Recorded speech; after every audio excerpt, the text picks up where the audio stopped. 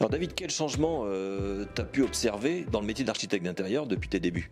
Déjà, il y a un grand changement, c'est que moi j'ai commencé, je dessinais tout à la main. Tout C'est était ça, fait à la oui. main, toutes les paires, c'est tout à la main.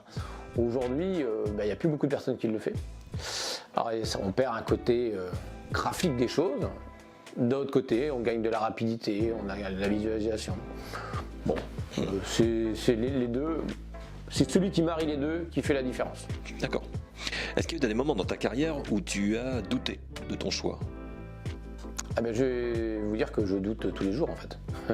Tous les jours je doute et je me dis oui c'est bien, oui c'est pas bien. C'est la vie d'entrepreneur, j'ai des doutes. Voilà. T'as pas le syndrome de l'imposteur? Ça arrive de temps en temps? Parce que ça, c'est le mal de tous les entrepreneurs. Ouais, je l'ai plus. Je pense que je l'ai eu au début. Et tiens, mais pourquoi moi, pourquoi? Mais en fait, je l'ai plus. Ça va paraître bizarre de dire ça, mais je suis persuadé que j'ai un vrai rôle à faire. D'accord.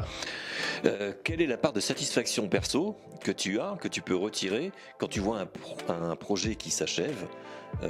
Voilà, tu en tires quoi? Suivant nos deux univers, qui sont le pro et le particulier, les réactions vont être différentes. Pour le pro, en fait, la satisfaction, c'est de livrer un super truc, les gens ont la banane et ça, j'adore. Et après, la satisfaction, c'est de voir que leur business va fonctionner. Je contribue modestement, Bien sûr. mais à ce que ça réussisse. Et de voir que des années après, ça tourne.